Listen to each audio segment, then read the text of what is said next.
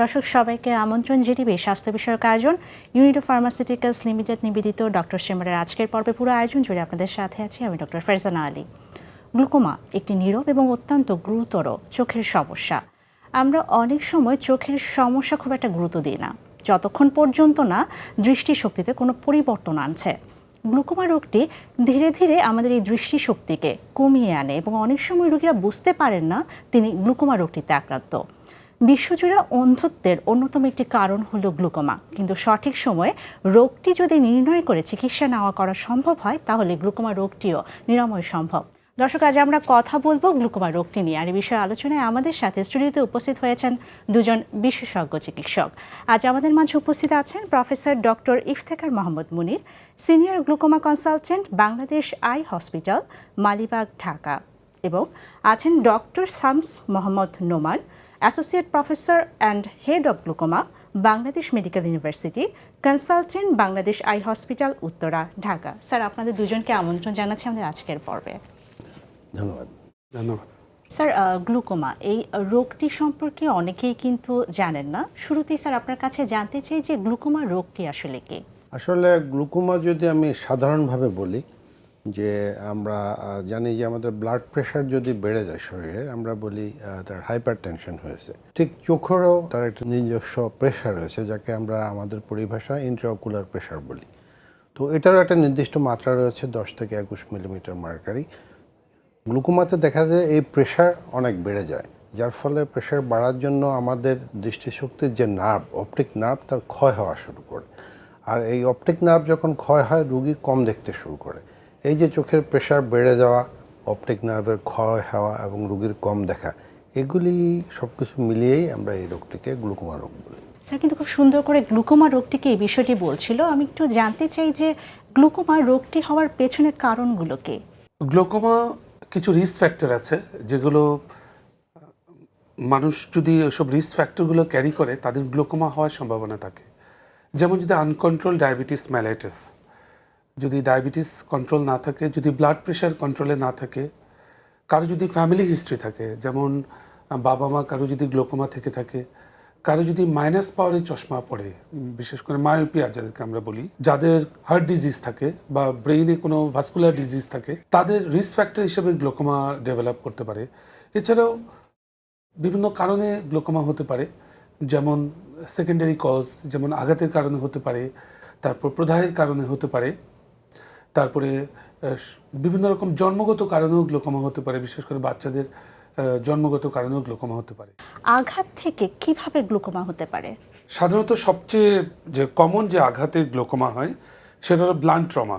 যেমন কেউ ক্রিকেট খেলছে, ক্রিকেট বল গিয়ে চোখে পড়লো, কেউ ব্যাডমিন্টন খেলছে, ব্যাডমিন্টন ককটা ফেদারটা গিয়ে চোখে পড়লো, টেবিল টেনিস খেলছে, টেবিল টেনিসের বলটা গিয়ে চোখে পড়লো। মানে ব্লান্ট ট্রমা, শার্প কোনো ট্রমা না।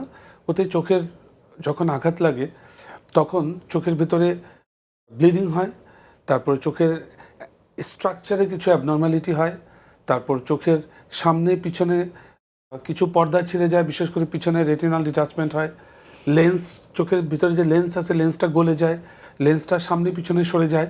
বিভিন্ন কারণে চোখের ভিতরের যে আভ্যন্তরীণ যে স্ট্রাকচারাল যে অবস্থান সেটা চেঞ্জ হয়ে যায়, তখনই চোখে প্রেশার বেড়ে যায়, আর তখনই গ্লুকোমা হয়। স্যার, আপনার কাছে একটু আসবো যে একটু জানতে চাই, স্যার কিন্তু কারণের মধ্যে একটা কথা বলছি প্রদাহজনিত। অনেকেই কিন্তু অ্যালার্জির সমস্যায় ভোগেন, দীর্ঘদিন ধরে অ্যালার্জির চিকিৎসা নেন।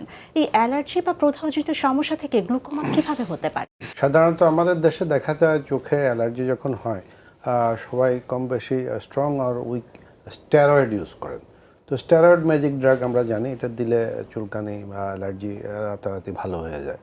তখন আমরা চিকিৎসকরা আসলে স্টেরয়েড দিলে একটা নির্দিষ্ট মেয়াদ দিয়ে দেয় যে আপনি এটা হয় 1 সপ্তাহ বা 2 সপ্তাহ, এর বেশি ইউজ করবেন না। কিন্তু অনেক ক্ষেত্রে দেখা যায় রুগীরা এটা দিয়ে যখন উনি সিমটোমেটিক্যালি রিলিভ হন, উনি 1-2 সপ্তাহের পরিবর্তে এটা মাসের পর মাস দিতে থাকেন, যার ফলে দেখা যায় যে এই স্টেরয়েড ইনডিউসড গ্লুকোমা, স্টেরয়েডের জন্য তার চোখের প্রেশার বেড়ে গিয়ে অপটিক নার্ভ ক্ষয় হয়ে গ্লুকোমা হয়ে গেছে। যার ফলে এটা আমরা অহরহ অনেক রোগীর কাছে পেয়ে থাকি। স্যার, চমৎকার বলেছেন। স্যার, আপনার কাছে একটু আসতে চাই। স্যার, আপনি কারণের মধ্যে কারা ঝুঁকিতে আছেন সেই বিষয়টাও বলছিলেন। একটু বাচ্চাদের বিষয়ে জানতে চাই যে বাচ্চাদের গ্লুকোমা হওয়ার কোনো সম্ভাবনা আছে কিনা? দেখা যায় যে কিছু কিছু বাচ্চা বড় বড় চোখ নিয়ে জন্মগ্রহণ করে, তো প্যারেন্টসরা খুশি হয় যে বাচ্চা ডাগর চোখ, বড় বড় চোখ, সুন্দর, কিন্তু এই সুন্দর চোখের আড়ালেই কিন্তু লুকিয়ে আছে জন্মগত গ্লোকোমা। তো জন্মগত গ্লোকোমা আসলে কাদের হয়? বেসিক্যালি বাবা মায়ের যদি গ্লোকোমা থাকে, আত্মীয় স্বজনের ভিতরে বিশেষ করে চাচাতো ফুফাতো ভাই বোনের মধ্যে বিয়ে শাদী হয়, তাদের ক্ষেত্রে বাচ্চাদের গ্লোকোমা হতে পারে। এছাড়াও বিভিন্ন রকম মেডিসিনের কারণেও, বিশেষ করে প্রেগনেন্সির সময় বিভিন্ন মেডিসিনের কারণেও বাচ্চাদের গ্লোকোমা হতে পারে। তো বাচ্চাদের গ্লোকোমার যেটা ইম্পর্টেন্ট সেটা হলো যে বাচ্চার চোখ বড় হবে, বাচ্চার চোখ থেকে পানি পড়বে, ফটোফোবিয়া হবে।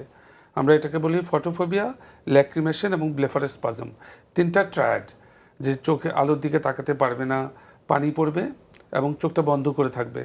যখনই এরকম হবে তখনই ধরে নিতে হবে যে বাচ্চার গ্লোকোমা হওয়ার সম্ভাবনা আছে। এবং বাচ্চাদের গ্লোকোমাটা খুব বেশি ইম্পর্টেন্ট, কারণ এটা যদি আর্লি চিকিৎসা না করা হয় বাচ্চা ব্লাইন্ড হয়ে যায়। এবং এবং এটা এমন একটা গ্লোকোমা যেটা মেডিসিনে কখনো এটা ভালো হয় না। সাময়িক কিছুদিন রাখা যায়, কিন্তু অ্যাজ আর্লি অ্যাজ পসিবল বাচ্চার চোখে অপারেশন করে বাচ্চার গ্লোকোমা চিকিৎসা করতে হয়। স্যার, আপনার কাছে একটু জানতে চাই যে অনেক সময় দেখা যায় অনেক রোগী বুঝতে পারেন না তিনি গ্লুকোমার সমস্যায় ভুগছেন। আমি একটু লক্ষণ সম্পর্কে জানতে চাই যে কী ধরনের লক্ষণগুলো প্রকাশ পেলে একজন রোগী বুঝতে পারবেন তিনি গ্লুকোমায় আক্রান্ত হয়েছেন? লক্ষণগুলি গ্লুকোমার প্রকারভেদের উপর অনেকটা নির্ভর করে। যেগুলি উন্মুক্ত কোন গ্লুকোমা, সেগুলি আসলে রুগী সাধারণত খুব একটা ভালো বুঝেন না, যদি না গ্লুকোমাটা অনেক অ্যাডভান্স ফর্মে প্রেজেন্টেড হয়। তো সাধারণত ডাক্তাররা এটা দেখে ডায়াগনোসিস করে। তো এই জন্য এটাকে অনেকটা শীত কাটা চোর বলা হয় আমাদের বাংলা ভাষা, অনেকে গ্রাম অঞ্চলে পরিচিত আছে। রাতে মালিক ঘুমিয়ে আছেন, তো আগে তো মাটির ঘর ছিল, তো শীত কেটে চোর ঢুকে ওনার বাড়ির সব জিনিসপত্র নিয়ে চলে গেছে। মালিক সকালে উঠে দেখে যে বাড়ি চুরি হয়ে গেছে। তো চোরটা হচ্ছে গ্লুকোমা, চুরি করে দৃষ্টি নিয়ে চলে গেছে, আর মানুষ যে পেশেন্ট সে জানতে পারে না। জিনিসটা হচ্ছে অনেকটা এরকম উন্মুক্ত কোন গ্লুকোমার বেলা। কিন্তু যেগুলি বন্ধ কোন গ্লুকোমা সেগুলি আবার কিন্তু উল্টো। সেগুলি হচ্ছে, এটাকে আমরা ডাকাত বলতে পারি, যে বাড়িতে ডাকাত পড়েছে, ডাকাত এসে বোমাবাজি করে একেবারে হইচই করে বাড়ির জিনিসপত্র নিয়ে গেল। তো এই বন্ধ কোন গ্লুকোমার বেলা হয়, দেখা যায় যে চোখে সাংঘাতিক পেইন, চোখ লাল হয়ে গেছে, রোগী বমি শুরু করে, যার ফলে এটা আর্লি ডায়াগনোসিস করা যায় যেহেতু সিমটোমেটিক। তো এই দুই ধরনের, যেটা উন্মুক্ত বন্ধ কোন গ্লুকোমা, এটা আমরা এইভাবে ডায়াগনোসিস করতে পারি। আর পেডিয়াট্রিক বা শিশু গ্লুকোমার কথা আমার সহ আলোচক তো বললেনই, যেটা কীভাবে আমি ধরতে পারি। স্যার, আমরা গ্লুকোমা নিয়ে আপনাদের দুজনের কাছ থেকে আরও শুনবো। সময় হয়েছে একটা বিরতির। দর্শক, সময় হয়েছে একটা বিরতির। ফিরছি বিরতির পর। সেই পর্যন্ত চোখ রাখুন জিটিভির পর্দায়।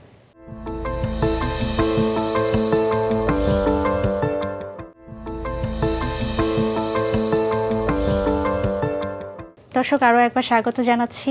ইউনিডো ফার্মাসিউটিক্যালস লিমিটেড ডক্টর চেম্বারে আজকের পর্বে কথা বলছিলাম গ্লুকোমা রোগটি নিয়ে। চলে যাচ্ছি আলোচনায়।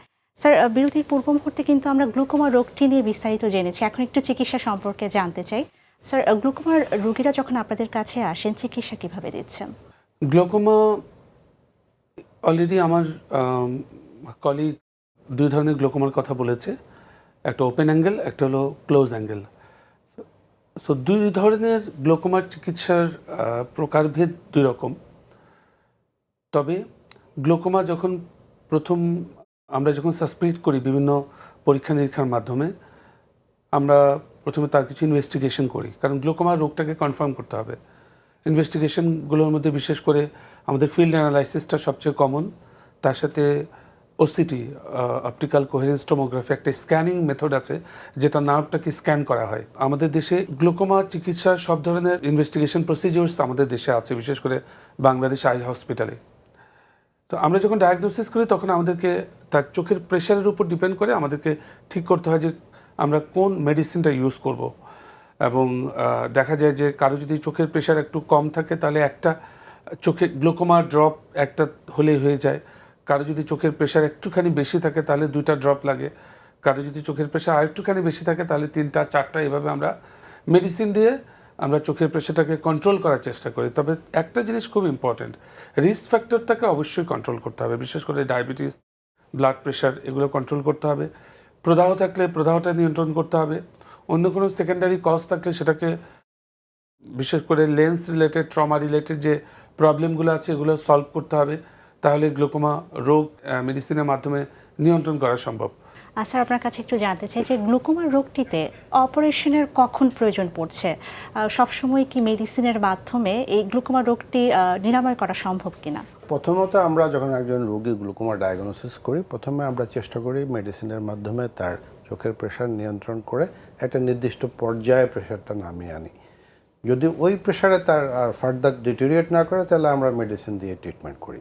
কিন্তু যদি দেখা যায় যে তার ফার্দার ডিটোরিয়েট করে, সেই ক্ষেত্রে আমরা সার্জিক্যাল অপশানে যাই। তো একটা জিনিস যেটা ভালো হয়েছে কি, সেটা আমাদের দেশে আপনি জানেন যে আমাদের মেডিকেল সেক্টরের গত 10 বছরে বা 15 বছরে অনেক ইমপ্রুভমেন্ট হয়েছে। আগে আমাদের দেশে সব ওষুধই ম্যাক্সিমাম ইম্পোর্টেড ওষুধ আমরা ব্যবহার করতাম। এখন আমরা আমাদের দেশের যে প্রয়োজন সেটা মেটানোর পরও আমাদের অনেক কোম্পানি কিন্তু বাইরে এক্সপোর্ট, ইউরোপ আমেরিকাতে পর্যন্ত এক্সপোর্ট করে। ঠিক আমাদের যে অ্যান্টিগ্লুকোমা ড্রাগগুলি যেগুলি আছে সেগুলি আগে সব বাইরে থেকে আসতো, যার ফলে দেখা যেত এগুলির দাম অনেক ছিল, আমাদের সাধারণ জনগণ এগুলি কিনতে পারতো না। কিন্তু এখন আমাদের দেশে যেহেতু তৈরি হচ্ছে, আমাদের আজকে যে সহযোগী ফার্মাসিউটিক্যাল কোম্পানি ইউনিডো ফার্মাসিউটিক্যাল, তারা যে অ্যান্টিগ্লুকোমা ড্রাগগুলি তৈরি করছে, এগুলি র ম্যাটেরিয়ালস অনেক ভালো দেশে ইউরোপ থেকে আনা, যার ফলে এখানে তৈরি হয় এবং ভালো ফার্মাসিউটিক্যাল মলিকুল দিয়ে তৈরি করার ফলে এগুলির কস্ট অনেক কমে গেছে। আর যার জন্য এখন সাধারণ জনগণ এগুলি কিনতে পারে।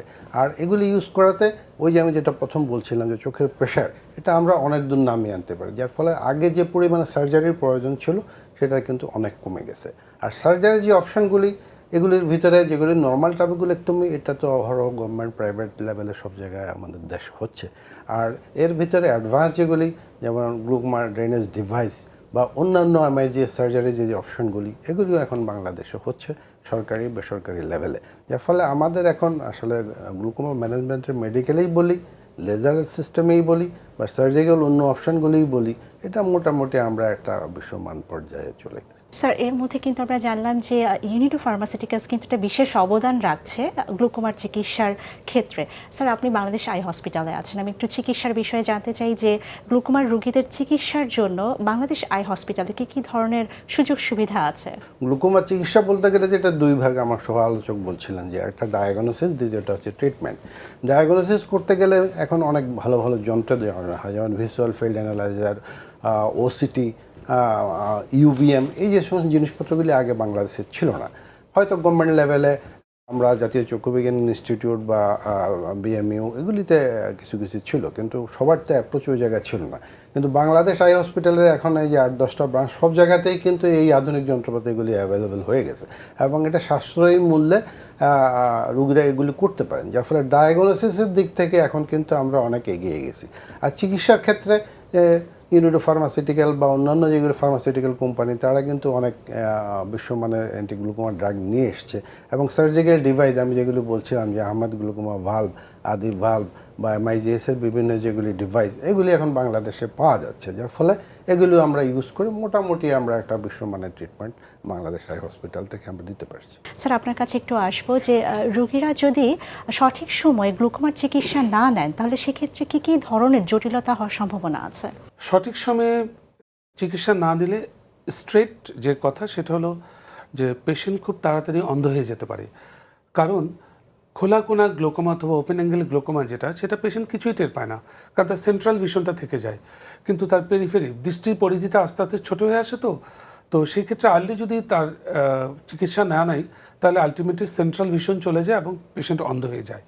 এছাড়াও যেগুলো বন্ধ কোনা গ্লোকোমা, সেগুলোতে যেটা হয় যে চোখে প্রচণ্ড ব্যথা হবে, তারপরে চোখে ব্যথা হতে হতে এমন একটা অবস্থা হবে যে একটা সময় অপারেশন অথবা চিকিৎসা করেও লাভ হয় না, এবং এত ব্যথা হয় যে পেশেন্ট এত কষ্ট পায়, পেশেন্টই বলে যে আমার চোখটা তুলে ফেলেন। সো আমরা ওই পর্যন্ত যাই না, কারণ তার আগে আমাদের দেশের বর্তমান যে চিকিৎসার যে প্রেক্ষাপট, আমরা আসলে গর্ব করে বলতে পারি বিশ্বের সাথে তাল মিলিয়ে আমাদের দেশের সব ধরনের গ্লোকোমার চিকিৎসা, একদম আধুনিক সব ধরনের গ্লোকোমার চিকিৎসার ব্যবস্থা আছে। আমাদের বাংলাদেশ আই হাসপাতাল, বাংলাদেশ মেডিকেল ইউনিভার্সিটি, এছাড়াও দেশি যে হসপিটালগুলো আছে, তো যার ফলে হয় কি পেশেন্টদেরকে আমরা আসলে ওই পর্যন্ত যেতে দিই না। স্যার আপনার কাছে একটু আসতে চাই যে চিকিৎসা গ্রহণের পরে অনেক সময় রোগীরা কিন্তু ফলো আপ নিয়ে খুব একটা সতর্ক থাকেন না, গ্লুকোমার রোগীদের জন্য ফলো আপটা কতটা জরুরি? এটা যেটা হচ্ছে কি, রোগীদের আসলে কাউন্সেলিং করতে হবে প্রথমত, যে গ্লুকোমার রোগটা কী ধরনের রোগ। রোগীকে তো এই ধারণা দিতে হবে যে এই রোগটা কিন্তু ডায়াবেটিস, ব্লাড প্রেশারের মতো সারা জীবনের রোগ। চিকিৎসা নিলে উনি যে অবস্থায় আছেন ওই অবস্থায় উনি থাকতে পারবেন। আর যদি চিকিৎসা উনি না নেন, ফলো আপে না আসেন, তাহলে কিন্তু ডায়াবেটিস যেমন অনিয়ন্ত্রিত হয়ে গেলে বিভিন্ন জটিলতা হতে পারে, গ্লুকোমার বেলাও এরকম হতে পারে, উনি অন্ধ হয়ে যেতে পারেন। যার জন্য উনি যতদিন বেঁচে থাকবেন গ্লুকোমা ওনার থাকবে, কিন্তু ওনাকে এটা নিয়ন্ত্রণ, চোখের প্রেশারকে নিয়ন্ত্রণ করতে হবে। ওনার একটা নির্দিষ্ট চিকিৎসক বলে দেবেন কয়দিন পর পর উনি এটা ওনার ফলো আপে আসবেন। তো উনি যদি ঠিকমতো ফলো আপ করেন তাহলে ওনার দৃষ্টিশক্তি যে পর্যায়ে ডায়াগনোসিস হয়েছে ওই পর্যায়ে টিকিয়ে রাখা সম্ভব হবে। স্যার, আপনাদের কাছ থেকে কিন্তু গ্লুকোমা নিয়ে অনেক কিছু জানলাম, আরও বিস্তারিত জানবো। সময় হচ্ছে আরও একটি বিরতির। দর্শক, সময় হচ্ছে আরও একটি বিরতির। ফিরছি বিরতির পর। সেই পর্যন্ত চোখ রাখুন জিটিভির পর্দায়।